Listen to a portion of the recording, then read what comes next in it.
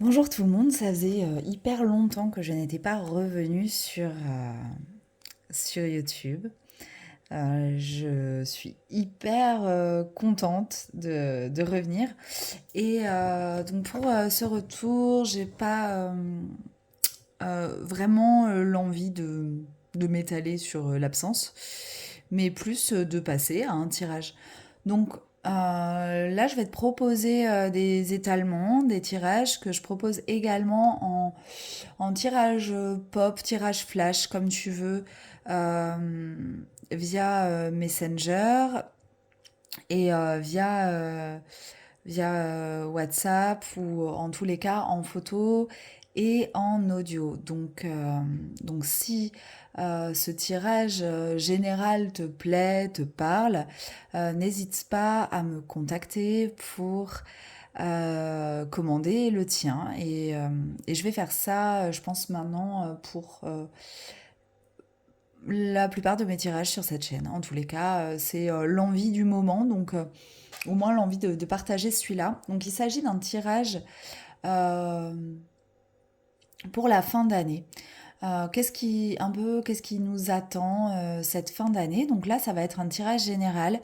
La dernière carte sera à choix.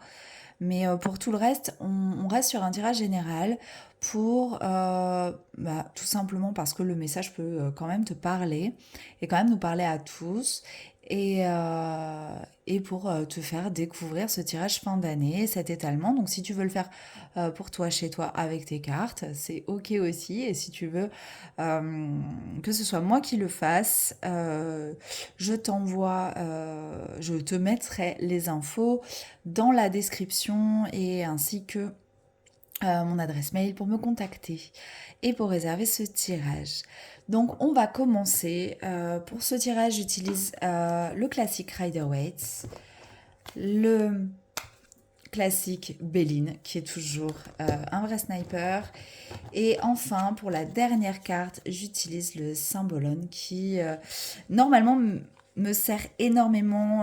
Enfin, je trouve qu'il y a énormément de contacts défunts en tous les cas, de messages avec cet oracle-là, de mémoire aussi. Il m'aide souvent à débusquer des mémoires comme ça et des choses tranchées. Mais là, je vais m'en servir pour toute autre chose et franchement, il est pas mal pour ça. Alors, donc il ne s'agit pas d'un tirage à choix, donc tu n'as pas besoin de faire ce choix. Je ne vais pas forcément mettre de coupe à cette vidéo d'ailleurs, parce que j'ai pas envie de passer des temps au montage. On va passer directement au tirage. Donc, quelle est l'ambiance de cette fin d'année 2023? Un petit peu l'ambiance générale, les 2 mois et demi qui nous séparent de 2025. Ah ouais, non, j'ai dit 2023 quand même. Ouais, bon, ok, je crois que j'ai bugué sur l'année 2024. Et effectivement, j'ai dû bugger sur l'année 2024. Bon, c'est pas grave. Donc, quelle est l'ambiance de cette fin d'année? Donc, en 3 cartes, on va commencer. C'est vraiment ce que je vous envoie sur ce que j'ai déjà envoyé à certaines sur WhatsApp, hein. Alors, l'ambiance. On a une reine de bâton. Ah, il y a beaucoup de bâtons, il y a beaucoup de force, il y a beaucoup d'énergie, mais on le sent là, le jour où je fais ce tirage, on est sur... je ne sais pas comment je vais cadrer le truc, mais on va réussir à faire quelque chose. On est sur une pleine lune en bélier et je pense elle se ressent dans les tirages, pardon pour les mouvements. Elle se ressent, il y a énormément d'énergie qui se diffuse. Et je pense que cette fin d'année va nous demander quand même une certaine organisation, une certaine maîtrise de l'énergie en général. On reçoit ce 8-là, j'ai l'impression que c'est un peu les résonances Schumann et les vents solaires qu'on se reçoit sur la tête. En ce moment et qui n'arrêtent pas de nous taper sur le coin du museau entre les éclipses, entre tout ça. Moi, je suis pas mal chahutée. Je sais pas vous, mais moi, je suis pas mal chahutée. Et en fait, l'ambiance, vraiment, à essayer de maîtriser au mieux ces énergies. Euh, on est quand même dans... Il y a quand même cette ambition euh, derrière la reine de bâton. Euh, Moi, enfin, c'est un peu une badass. Il y a cette énergie quand même sous-jacente de reconstruction de l'énergie féminine. Euh, j'ai presque envie de dire un besoin de justice. Enfin, c'est ce qui me viendrait au début. Euh, de revalorisation, en tous les cas, de justice. On n'est pas que des doudous, de tout ça. Mais bon, après, je vais pas. Je vais pas, enfin, on connaît tous l'actualité aussi, et du coup, ça fait sens certainement aussi. Pour moi, c'est la reine de bâton, c'est quand même la badass du tarot, hein, et du coup, je vais pas quand même, voilà, vous reparler de l'actualité, de tout ce qui se passe, mais on est quand même là sur l'écoute de la voix des femmes et sur le patriarcat qui se prend un coup de bâton. Bon. Euh, on est là-dessus, hein. Clairement, il y a cet effondrement des vieux schémas, il y a cette reprise là, et bon, on va pas genrer le discours, hein, mais je vous rappelle que ces énergies, aussi bien féminines que masculines, sont présentes en chacun de nous. Donc, euh, il y a cette notion quand même de justice.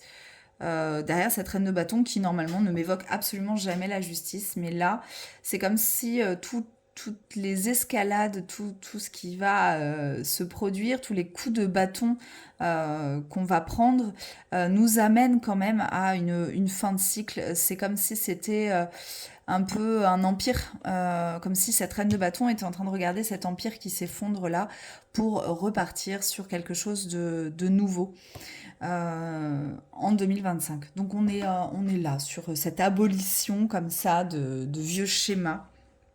Euh, D'ailleurs, j'entendais la dernière fois, on parle beaucoup enfin sur les discours politiques, ils parlent beaucoup de souveraineté et je trouve, enfin, bon, ils en parlaient pas forcément dans l'émission que je regardais, mais aussi dans le développement personnel, on parle beaucoup de sa propre souveraineté, retrouver sa souveraineté et en fait. Je me faisais la réflexion, c'est que quand même, la souveraineté, c'est quand même très très lié à la monarchie et en fait à tout ce petit peuple qui est bah, abusé, dévalorisé, à toutes ces personnes en fait qui sont bah, pas écoutées, abusées, dévalorisées. Et j'ai l'impression comme ça qu'il y a une montée, une escalade des choses et que c'est comme si le peuple devenait souverain. Donc voilà, dans cette image, pas, pas un renversement de quoi que ce soit. Enfin, je suis pas en train de parler de ça, mais plus dans cette image intérieure de, de ce petit peuple en nous, en fait. Peut-être que là, on va abolir justement ces loyautés à la monarchie, à tout ça, à tout ce qu'on croyait de grand, de beau, à toutes ces valeurs très très patriarcales, d'ambition, de réussite, toutes ces loyautés-là, peut-être qu'elles sont en train d'être un petit peu dépassées. Et en tous les cas, on est sur des reliquats de ce qui nous reste. De ce qui nous reste de cette époque-là, de ce monde-là, et peut-être qu'on est en train de finir le ménage, et je trouve que cette reine-là de bâton regarde tout ça avec intérêt en attendant euh, bah, que le passage se fasse, en fait. Le passage n'est pas fait encore, donc peut-être de la patience, voilà, pour on va dire le collectif dans cette fin d'année. Ce sur quoi on doit se concentrer en particulier dans cette fin d'année. Ah, c'est la reine de coupe, c'est marrant, hein. On a quand même beaucoup d'énergie très très féminine. Et la reine de coupe, là quand même, on peut se concentrer sur l'amour.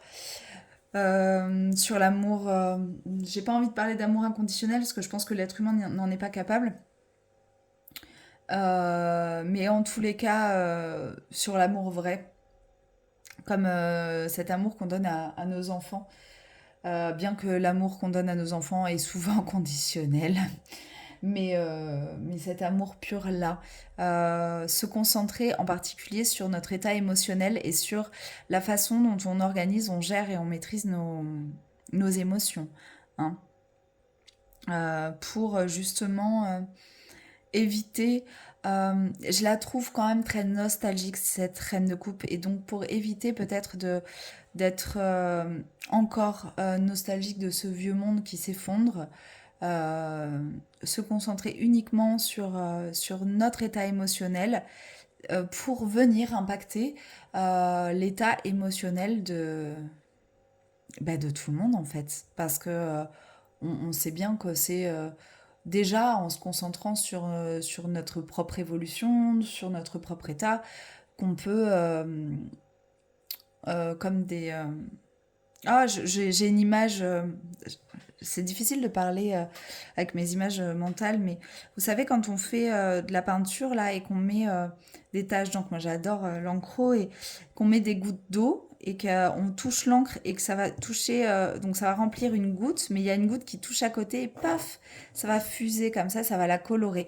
Donc en fait, si notre état émotionnel est sain, ou plus, alors sain, ça veut pas dire un bonheur à tout prix, hein, mais en tous les cas, avoir une conscience de ce qui se joue émotionnellement à l'intérieur de nous et d'en être parfaitement responsable, peut-être que ça va aussi aider les autres autour de nous à se responsabiliser, à se responsabiliser, et ça va pouvoir éviter des débordements, des choses comme ça, parce que bon, on a quand même toutes ces énergies bâtons et c'est quand même un climat un peu tendu, hein, cette fin d'année, cette ambiance de fin d'année, on sent qu'il y a quand même une tension.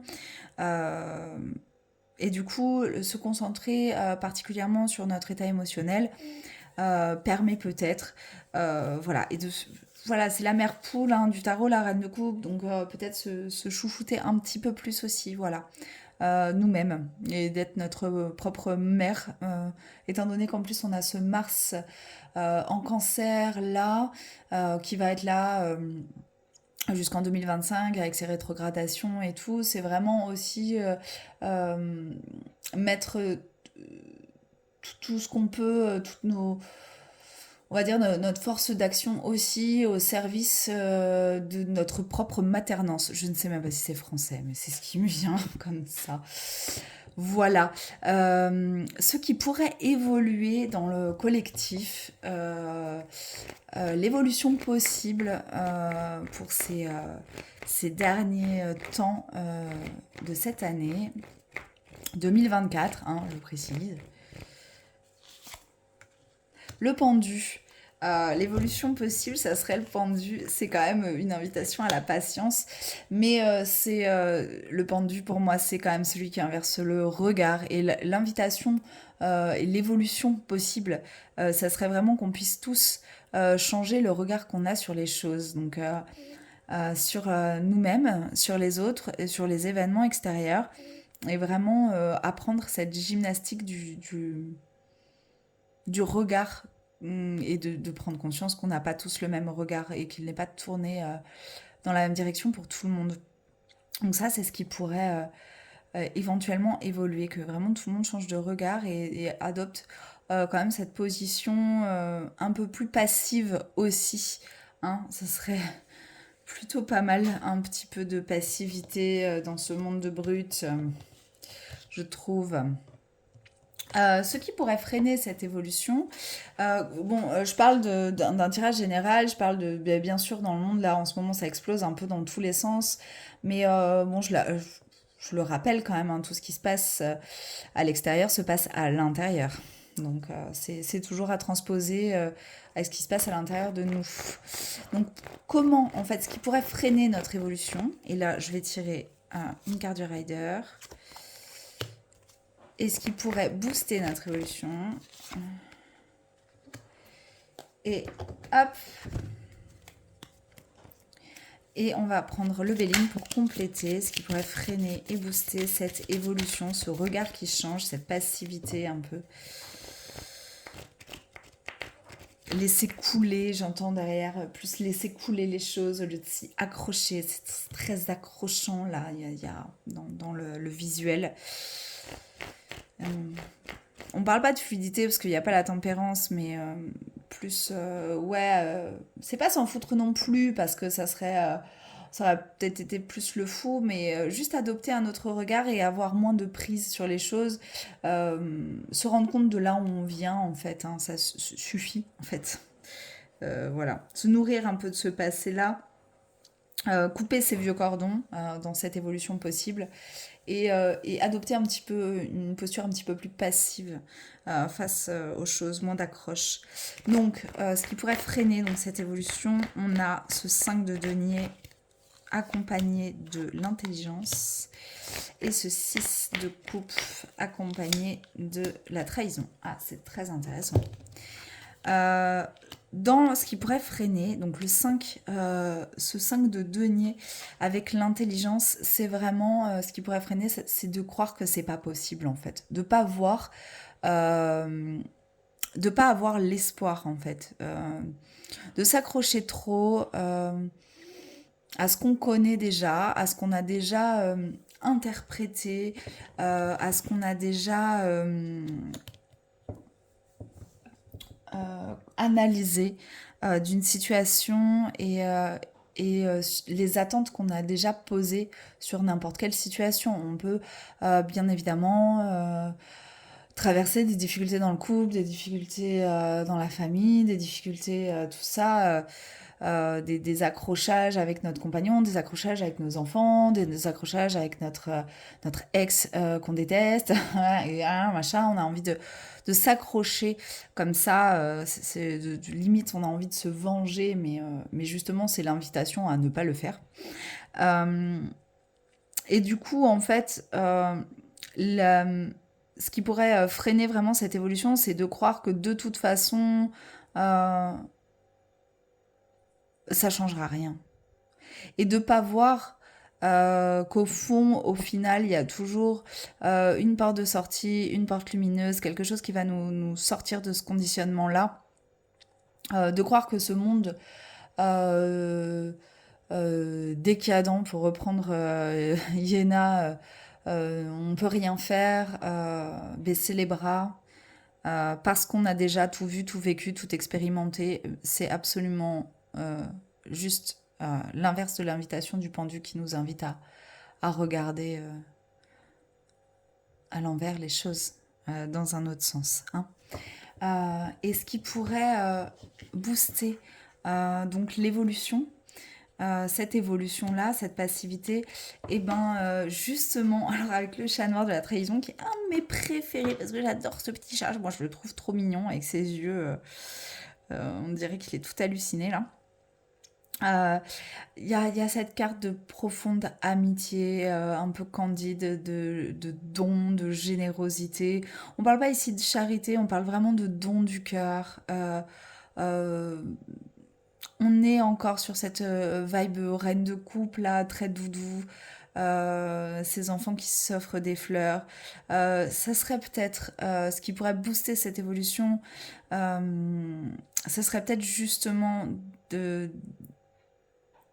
d'éviter de se sentir trahi parce qu'on a tant donné. Si on l'a fait au moment où on l'a fait, en fait, c'est qu'on avait envie de le faire. Et maintenant, peut-être ne plus regretter. Donc quand je dis on a tant donné, euh, ça peut être aussi notre énergie, notre temps, notre amour. Euh, Ça peut être aussi nos combats, tout ce qu'on a pu donner en fait.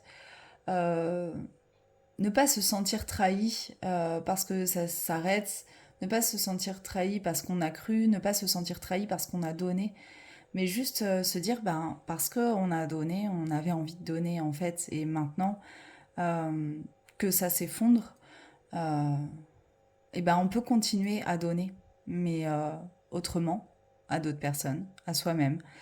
Voilà. Ça nous parle de générosité et du coup peut-être de casser ces schémas où on se sent trahi. Euh, voilà, ce qui pourrait un peu booster cette évolution. C'est vraiment donner, vraiment, profondément. Alors, on va parler de la super pouvoir de nous, de nous dans le général.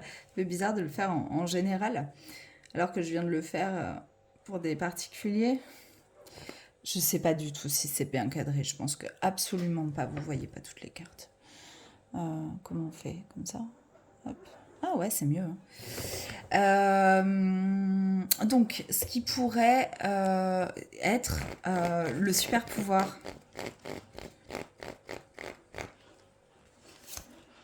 Tadam! Waouh, celui-là, le super pouvoir.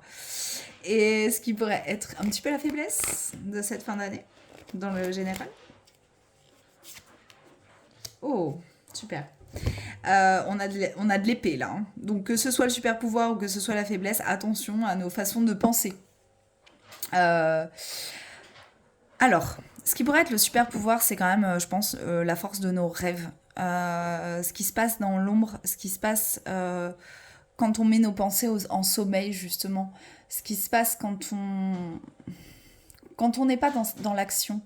Moi, je pense à ces moments où, vous savez, c'est toujours ces moments-là où on a des pensées fulgurantes, des idées de fou, où on fait des connexions de dingue. C'est tout le temps quand on est en voiture ou sous la douche. Et bien parce que c'est des moments, en fait, où on peut laisser vagabonder notre esprit et que dans le monde dans lequel on vit maintenant, il n'y a plus beaucoup d'espace pour laisser vagabonder notre esprit, hein.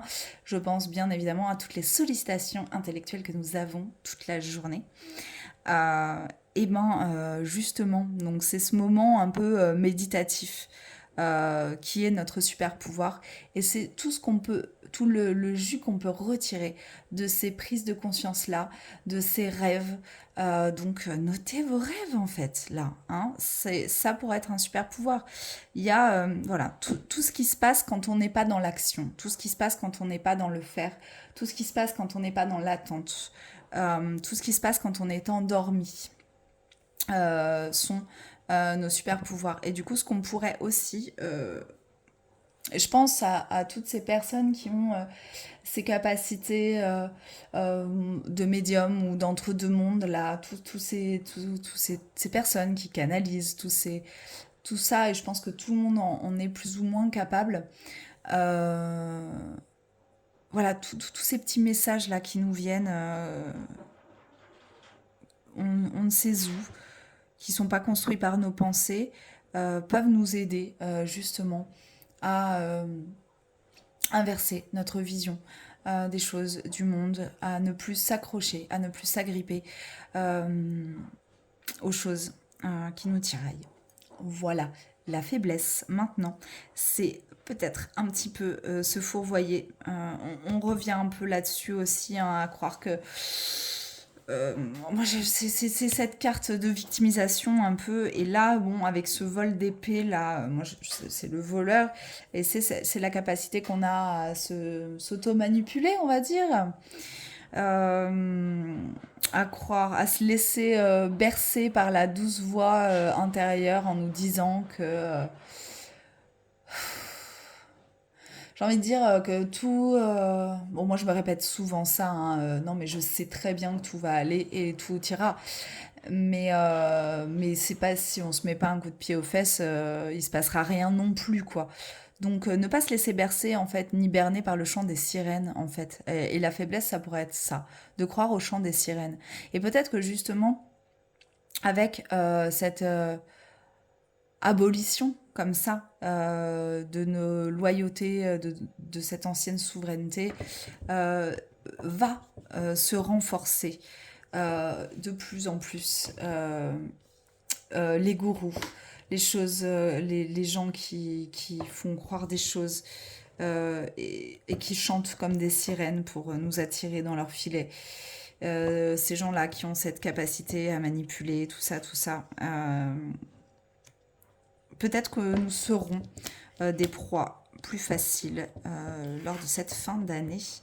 Et il me semble que oui, sur mon tirage, j'avais rajouté aussi une petite carte du Béline là. Donc c'est ce qu'on va faire. Et puis je suis en train de ranger pour préparer la suite. Ceux qui me suivent sur Instagram, c'est vachement plus rangé hein, que le tirage que j'ai partagé hier.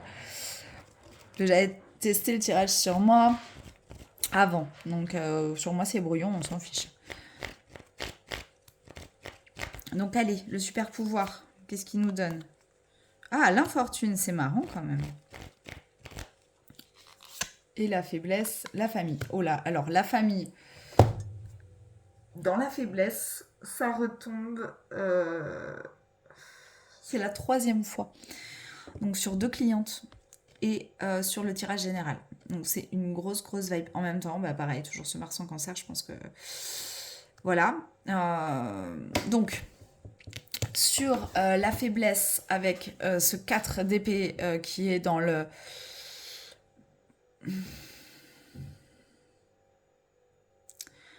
dans l'attente et cette infortune-là qui nous arrive. Et là, on est aussi... C'est que des cartes positives. C'est que dans des mouvements positifs, en fait.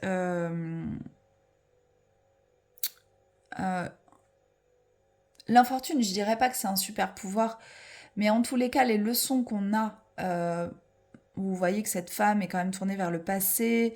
En fait, toutes ces leçons-là, c'est une carte saturnienne, toutes ces leçons-là qu'on a euh, engrangées depuis quelques années, ou beaucoup d'années pour certains et certaines, euh, c'est peut-être notre plus belle béquille aussi, hein, et nos super pouvoirs. Et d'ailleurs, ça me fait penser aux rêves, parce que la carte du dessous parle quand même me parle beaucoup des rêves. Et l'interprétation des rêves, là, pour moi, est primordiale en ce moment sur le travail de libération des mémoires, hein. Et ça, c'est une des forces aussi, justement, pour en faire après des béquilles. Voilà. Et des forces, vraiment. La famille. Bah oui, mais en même temps, la faiblesse, c'est la famille. Donc, bon, dans les tirages personnels que j'ai fait, voilà, connaissant le terreau, je comprends que ça puisse impacter et être une faiblesse à leur super pouvoir, un peu leur kryptonite. Mais finalement, la famille, c'est notre kryptonite à tous. Je pense là qu'on est encore sur ce qu'on se raconte sur la famille idéale, sur ce qu'on se raconte sur la structure idéale, sur ce qu'on se raconte sur quels parents on est pour nous, nos enfants, pour nous-mêmes, sur nos parents. Euh, Notre faiblesse, c'est peut-être de croire qu'il faut nourrir toutes ces bouches-là. Encore, c'est pas, je vous dis pas d'arrêter de nourrir vos enfants, hein, mais c'est plutôt, je vois un peu toutes ces injonctions sociétales de la famille comme des petits oisillons qui crient et qu'on vient encore nourrir en fait. Et petite anecdote là, j'ai récemment laissé ma fille pendant une semaine. Et je m'en suis tellement voulu d'être une mauvaise mère, alors qu'elle était en sécurité, elle a l'âge de rester toute seule à la maison. Je suis partie loin, et en fait, elle était pas mécontente du tout. Elle s'en est tellement bien sortie. Elle n'était pas vraiment seule, c'est-à-dire que bon, il y a quand même des gens autour. Elle ne risquait pas de mourir de faim, étant donné que je cuisine et que le frigo congèle sont pleins, parce que la nourriture, pour moi, c'est la base. Et j'ai eu presque envie d'annuler euh, mon billet d'avion parce que je culpabilisais, parce que je me suis dit, mais tout le monde va se dire que je suis une mauvaise mère, que je l'abandonne. Et même moi, je me disais, elle va croire que je l'abandonne et tout ça. Et ça, c'est des vieilles structures. En fin de compte, je pense pas que laisser ma fille seule ferait de moi une mauvaise mère. Par contre, d'autres choses pourraient le faire, en fait. Et c'est ces bouches-là, en fait. Bon, là, j'ai décidé de plus nourrir ces bouches-là, justement, cette énergie-là, en disant non, non, non, en fait, justement, ça prouve que je lui fais confiance. Et puis, elle m'a prouvé que j'avais bien fait de lui faire confiance. Euh, donc en fait, je suis très fière, je suis encore plus fière d'elle, et puis encore plus fière de moi parce que je me dis que mon rôle de maman est plutôt pas mal, se passe plutôt pas mal et que j'arrive à faire pousser une jolie plante dans ce monde-là et qu'elle est plutôt équilibrée. Donc finalement, en fait, euh, ce qui m'a fait penser que j'étais une mauvaise mère au départ, euh, me fait dire en fait, mais t'es pas une si mauvaise mère que ça à l'arrivée. Voilà. Parenthèse perso, désolée. Mais c'était pour illustrer un peu ce truc-là sur ce qu'on croit, sur ce qu'on croit qu'on doit, sur la famille et les loyautés familiales. Et c'est comme ces loyautés à reprendre l'entreprise de notre père ou faire mieux que notre père ou que notre mère ou justement ne pas dépasser voilà toutes ces loyautés familiales là. Je pense que c'est aussi des chants de sirènes qui nous racontent des choses qui font partie d'un ancien monde et d'une ancienne structure. Bon, je vais pas m'étaler non plus, j'avais dit que je ferais une vidéo de 10 minutes. Bon, c'est à peu près, de toute façon, 30 minutes, c'est à peu près la durée du tirage, hein, donc c'est comme ça. Hein. Et je m'étale pas en perso pour mes clients, on est bien d'accord. Donc, là, on va faire un tirage à choix. Je vais tirer 3 cartes parce que, en fait, le dernier volet de ce tirage, c'est le talisman de protection pour les prochains mois, pour la fin d'année. Donc là, à mes clientes, ce que j'ai fait, c'est quand même que je leur ai dit peut-être que symboliquement, ça serait bien de faire un rituel ou quelque chose avec à la fin d'année et de le porter là. Alors comme je me suis fait ce tirage perso, moi je suis tombée sur ce qui m'a popé, c'était un joker de cartes. Il faut que je le fasse d'ailleurs. Du coup, je vais te laisser choisir entre la carte numéro 1, numéro 2 ou numéro 3. Et puis on va venir interpréter quel sera ton talisman pour ces prochains mois si tu as envie de le porter. Hop. 1, 2 et 3. Allez, c'est parti.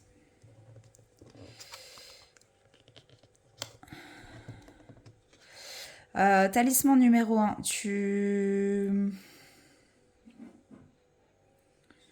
peux me faire un petit bouquet avec ce qui me peuple le plus là, c'est les pis de blé.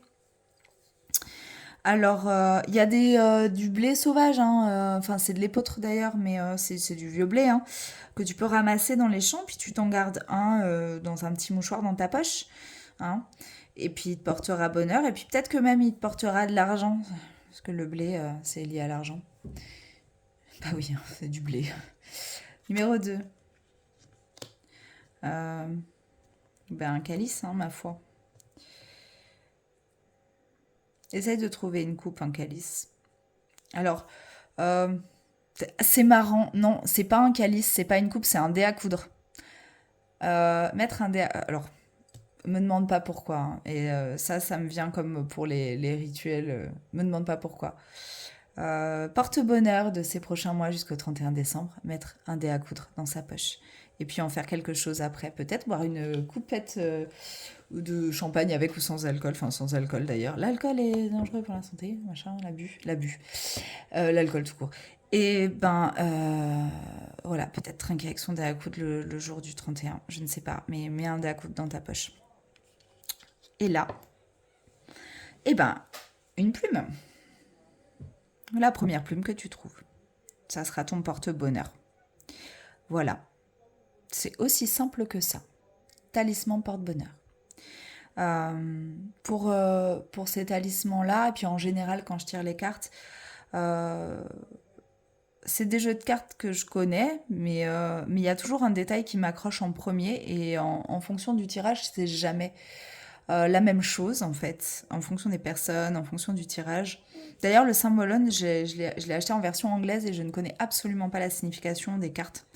Et c'est pas le but, hein. Moi, les signes astro et juste la richesse des images me suffit.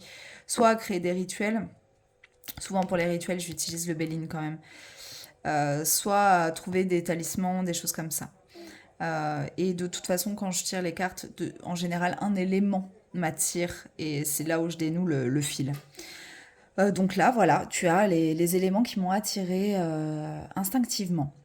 Alors, je te remercie d'avoir écouté cette vidéo jusqu'au bout et je te rappelle que si tu veux prendre réserver ce tirage.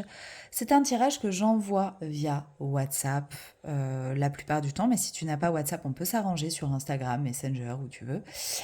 C'est un tirage que j'envoie même par mail, hein, s'il faut. C'est moins facile pour moi de faire des vocaux sur les mails, hein, que j'envoie en photo et en audio. Sachant que si tu ne m'as jamais consulté, il faut qu'on s'appelle avant parce qu'il faut que j'entende ta voix et que que je te connaisse un petit peu. Donc il y a une petite demi-heure supplémentaire par téléphone, c'est très important pour moi.